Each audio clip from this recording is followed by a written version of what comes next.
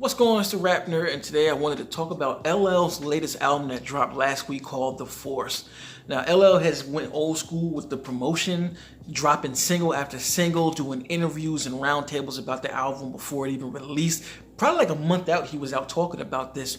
And honestly, what really struck a chord with me is hearing the first single, which was Saturday Night Special, I believe, with Ross and Fat Joe. When I heard that joint, I was like, this is fire. From that point on, I've had my radar on for this album, and it does not disappoint. Oh my goodness, this album is fire. It's a modern day classic, and yet again it proves that this thing about hip-hop being a young man's game is a false narrative, because MCs continue to get better and better with age. There's more stuff for you to talk about, you've got more perspective on life, and this is yet another album that pushes that point across. So a little backstory on the album. LL said that he was going to first do an album with Dr. Dre producing, and when he got with Dre and was listening to the beats and kind of coming up with rhyme schemes in his head, he realized that he kind of had to relearn how to rap because his old style of rapping just wasn't going with the beats that Dre got. So he was like, Dre,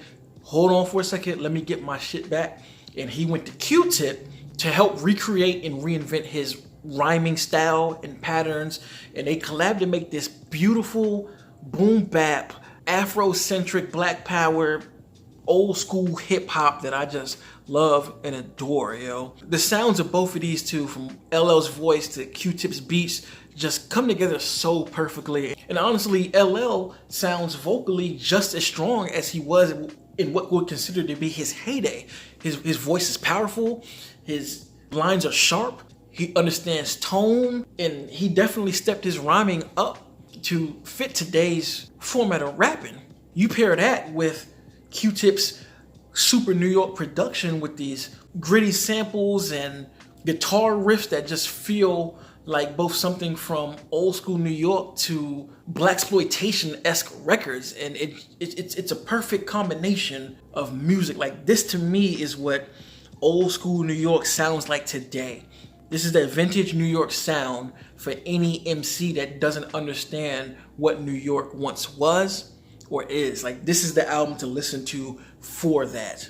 And one of the great things I love about the album is the pacing of it, as far as the rhythm of how each song is. Like, the whole album is rapid fire. The BPMs are pretty fast, so you're always kind of nodding your head, and LL finds a pocket in each of these beats to do a rapid fire flow, firing off different lines and rhymes that if you aren't even really listening like that, you might miss. He's saying a whole lot. Like, metaphorically, LL is extremely sharp, from punchlines to similes, metaphors, even doing multi-syllable compounds here and there that I found to be like, whoa, LL is not playing around. Like, I love how it opens with this militant record, Spirit of Cyrus, and it's LL planting his feet firmly, going straight up against racism and the police force. You know, he even says a line in here, you're dealing with the biggest gang, and talking about the police officers and how all of this is not happening on my watch. And I love the hook having Snoop on there, you know, black vigilante,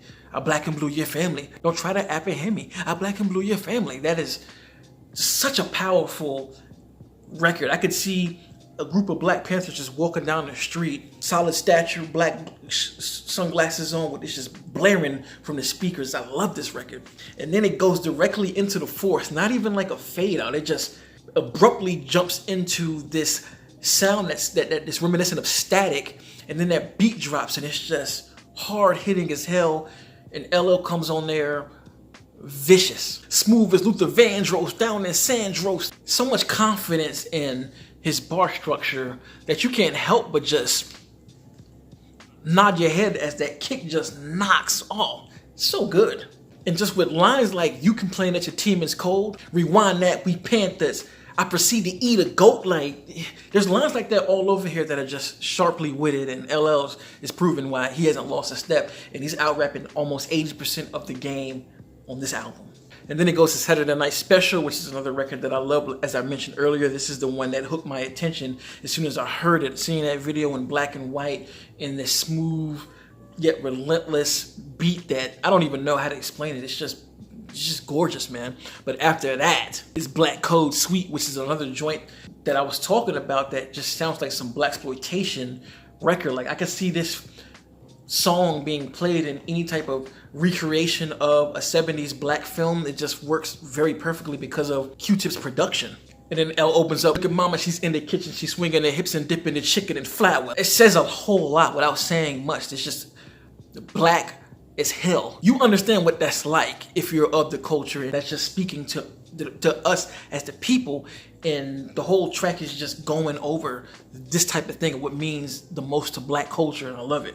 And then it goes to Passion, which was another single that he released, which is pretty much just him going bar for bar, saying a whole lot of stuff. Like there are a lot of slick lines in here that if you're not listening, you're not gonna catch. Like he says, you'll need a new team, like a girl with a BBL need new jeans. It's in my DNA to let them play in my enclave. Like the DNA being attached to the gene part is such a slick piece of wordplay that can easily fly overhead. Not to say that's something spectacular, but I mean, there's just a lot of stuff in here that is very slickly said. Freak of nature with the bars. Broken English got me foreign cars. You know, foreigners talk with broken English, and that's just a nice connection. Rolls Royces for some R&R. Asking where the weed at. Eliminate the mids when the speakers give feedback. Bimmy smiled freckle face when he showed me an eighth. Went legit, nigga still dropping slow in a race. So I just had to highlight just some of those bars just to show where LL is at lyrically, because he's cooking with hot oil here.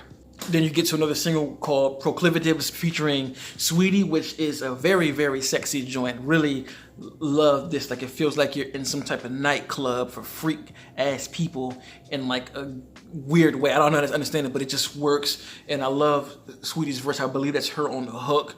And you know, reusing the jiggling baby, I thought that was great, and I love her verse as well. I think this is just a really sexy record, honestly. And then Postmodern is yet another one that just sounds like something out of the early 90s, like something that Public Enemy would do. It feels so fight the power, with the vocals in the back being very staticky and the beat hitting hard, and even LL's voice is a little bit smaller and in the pocket that makes him sound like he's saying everything to an air horn, and it just rings off in a different type of way. This is fist in the air all day. And then it goes into a song called 30 Decembers, which I really enjoy because it's L really just showing up here 30 years later since his, you know, previous projects are running around and realizing that things are different, and instead of being a bitter old guy, he's just like, you know, things have changed. You know, some I don't like, some I do, but guess what? It's the same agenda, and that's what the reflection is here. And I really enjoy hearing him be vulnerable and aware that things have changed since he last, you know, had that king status. Dope record too, love the beat. And then it goes into Run It Back, which is yet another jazzy, more upbeat record that is, again, reflecting like he did in 30 Decembers, where, don't get it confused, just because I'm here now and it's a different game and I'm older, nigga, I can run it back to when I was a young boy. I love that he ends each verse stating his claims of where he was when he was younger, going from 15 to 19, talking about his accomplishments, you know, running around with Def Jam, buying cars, all of that stuff, and he's just saying, like, I can run it back to that, so don't get it twisted. And then one of my favorite records, that super blaxploitation again, Huey in a chair. I just love that guitar riff in the back and the hook. I feel like Huey in a chair, and just, love that song. Another one that just feels like a group of Black Panthers walking down the street with this just blaring out loud.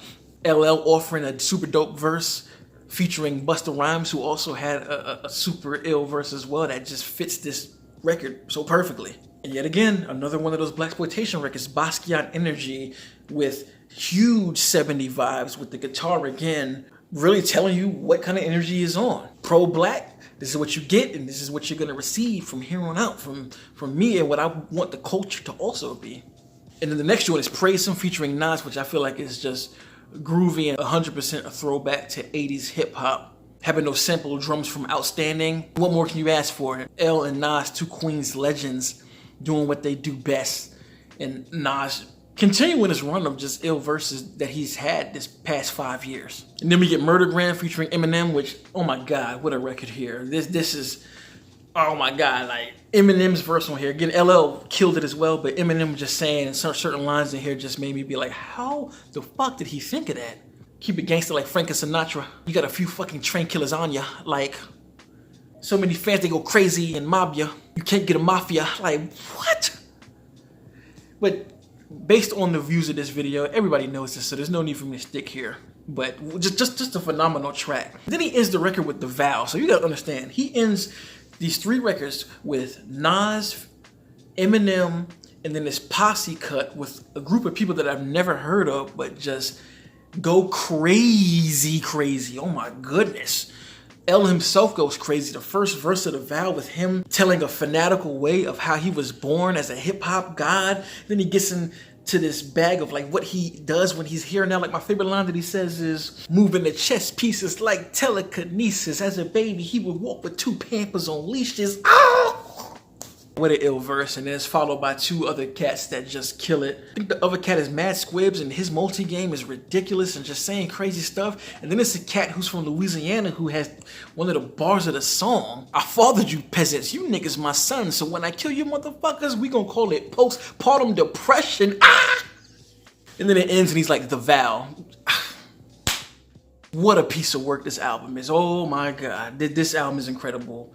And for L to do this after so long and deliver like this, legend without a doubt. If you didn't know, you know now. So let me know in the comments, what do you think about LL's album The Force? Did you like it? Did you love it? What's your favorite joint on there?